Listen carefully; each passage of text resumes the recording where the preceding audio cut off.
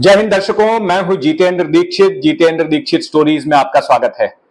दर्शकों, एक हिंदी फिल्म का मशहूर डायलॉग है कि जिनके अपने घर शीशे के होते हैं वे दूसरों के घरों पर पत्थर नहीं फेंकते। महाराष्ट्र की राजनीति में भी इन दिनों यही कहा जा रहा है, लेकिन मामला फिल्मी बिल्कुल नहीं है। ये बात है राज्य के दो नेताओं की, देवेंद्र फडणवीस और अनिल देशमुख के बीच की। अनिल देशमुख महाराष्ट्र के पूर्व गृह मंत्री हैं। ठाकरे सरकार में इनके पास में गृह मंत्रालय था। ये एनसीपी शरद पवार पार्टी के नेता भी हैं। और दूसरी तरफ हैं देवेंद्र फडणवीस, जो कि महाराष्ट्र के उप मुख्यमंत्री हैं और इनके पास गृह मंत्रालय का भी प्रभार है। महाराष्ट्र पुलिस के पूर्व बॉस यानी कि अनिल देशमुख ने महाराष्ट्र पुलिस के मौजूदा बॉस देवेंद्र फडणवीस पर आरोप लगाया है।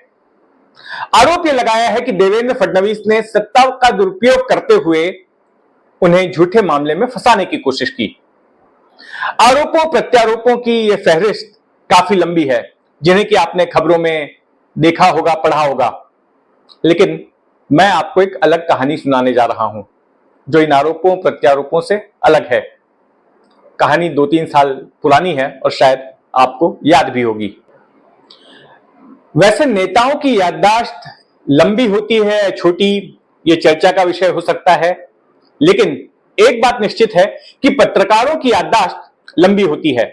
और मेरी याददाश्त मुझे बताती है कि जिसके पास भी सत्ता की लाठी होती है वो अपने हिसाब से उसका इस्तेमाल करता है।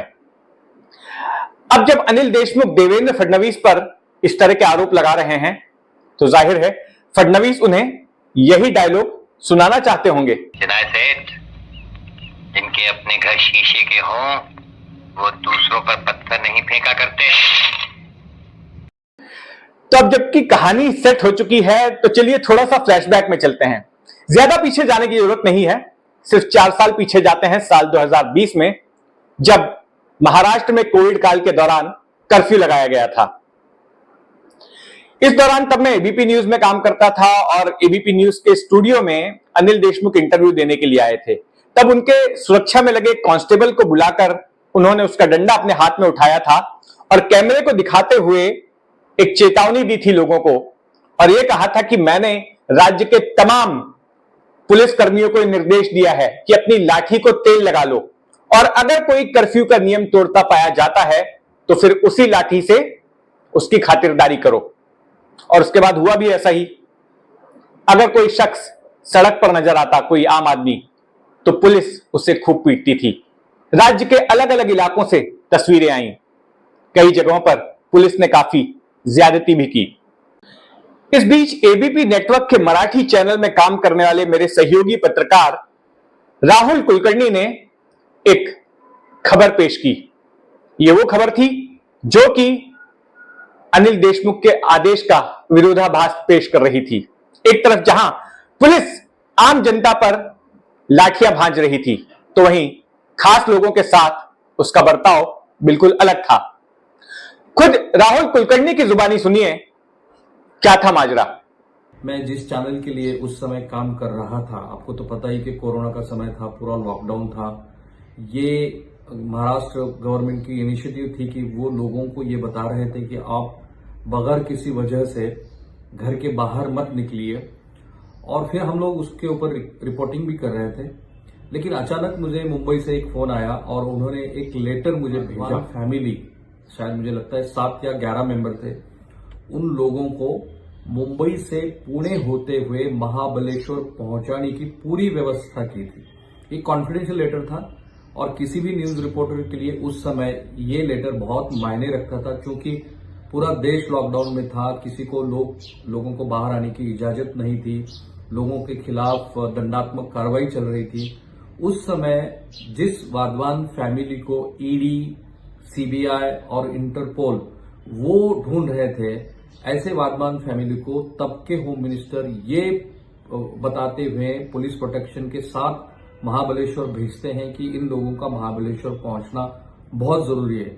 तो मैंने वो खबर ब्रेक की, और जैसे ही ये खबर ब्रेक हुई तो हड़कंप सा मच गया, क्योंकि हर नेशनल न्यूज चैनल पे भी वो खबर आने लगी कि जो वाधवान फैमिली है उसको किस तरीके से मुंबई से महाबलेश्वर पहुंचाया गया। और उसी लाइव में 1 घंटे के बाद मैं और होम मिनिस्टर देशमुख साहब लाइव थे। तब मैंने ये सवाल उनसे पूछा, मैं जानता हूं कि स्टेट मशीनरी के पास ये पावर नहीं है कि वो किसी भी आईपीएस के खिलाफ कार्रवाई कर सकते हैं, लेकिन आप के साथ क्या करेंगे, क्यों उनके ऊपर आप स्ट्रांग एक्शन नहीं ले रहे हो।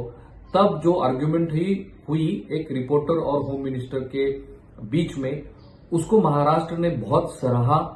हमने बहुत तीखे सवाल उनसे पूछे कि चूंकि उस समय पूरा देश महाराष्ट्र लॉकडाउन में था और एक नेक्सस उससे सामने निकल कर आ रहा था कि किस तरीके से अनिल देशमुख और वाधवान फैमिली के बीच में कुछ ना कुछ तो नेक्सस है, तो उससे एक हड़कंप सा मच गया।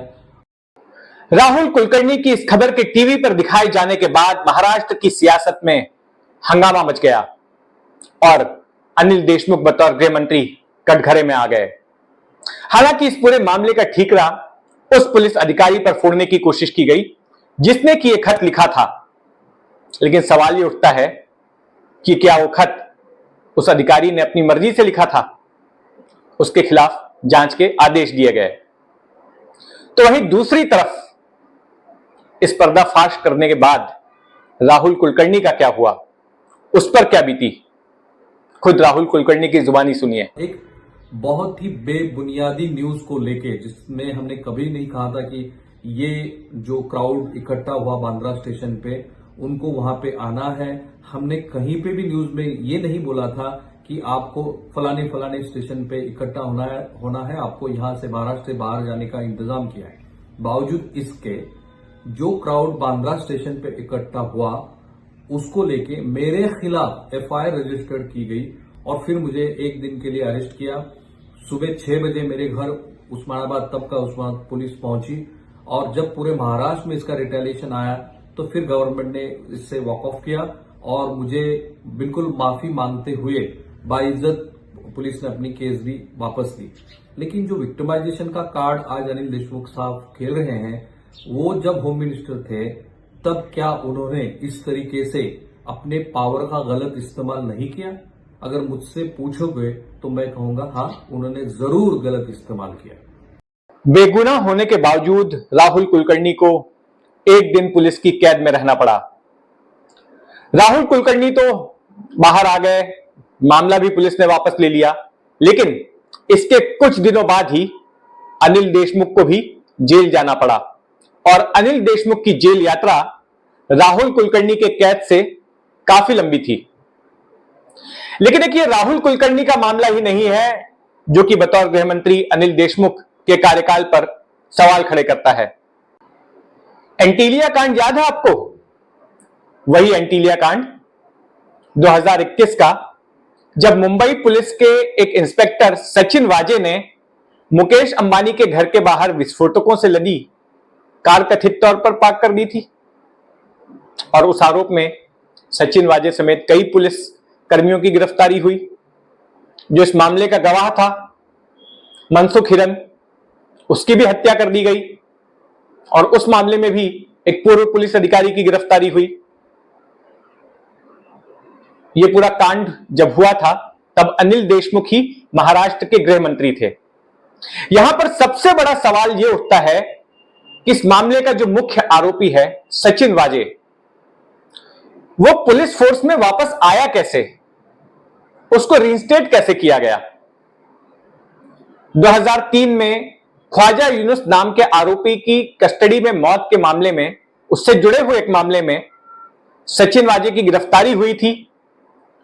फिर सचिन वाजे को सस्पेंड कर दिया गया था और बीते 16 सालों से सचिन वाजे सस्पेंड था।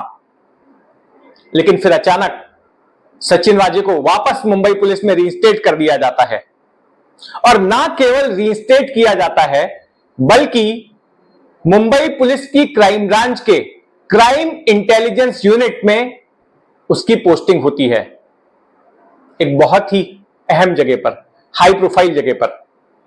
और ना केवल पोस्टिंग होती है बल्कि एक इंस्पेक्टर होने के बावजूद वो सीधे रिपोर्ट करता है पुलिस फोर्स के नंबर 1 को, यानी कि पुलिस कमिश्नर को। ना तो अपने ऊपर किसी सीनियर इंस्पेक्टर को, ना एसीपी को, ना डीसीपी को, ना एडिशनल कमिश्नर को, ना ज्वाइंट कमिश्नर को, ये पूरी हायरार्की बाईपास करते हुए सीधे पुलिस कमिश्नर को।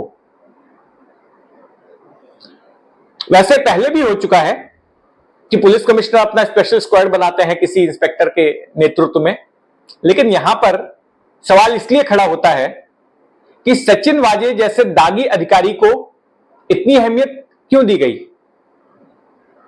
यहां पर सवालों के घेरे में अनिल देशमुख तो आएंगे ही।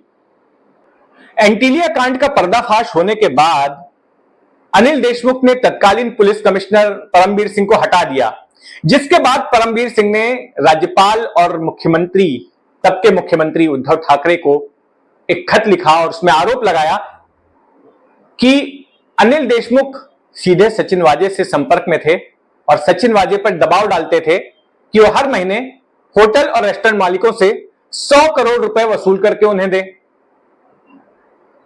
अब यह आरोप कितना सच है या झूठ है, इसका पता करने के लिए सरकार ने कमीशन बनाया, चांदीवाल कमीशन। इसकी सुनवाई पूरी हुई और 2 साल पहले, यानी कि जब उस पार्टी की सरकार थी जिसके अनिल देशमुख सदस्य हैं, यानी कि अविभाजित एनसीपी की सरकार थी, महाविकास आघाड़ी की, तभी ये चांदीवाल कमीशन ने अपनी रिपोर्ट सौंप दी थी। और इस रिपोर्ट में ही इस सवाल का जवाब छुपा हुआ है कि क्या वाकई में अनिल देशमुख ने 100 करोड़ रुपए की डिमांड की थी सचिन वाजे से। लेकिन वो रिपोर्ट तत्कालीन ठाकरे सरकार ने, एमवीए सरकार ने सार्वजनिक नहीं की।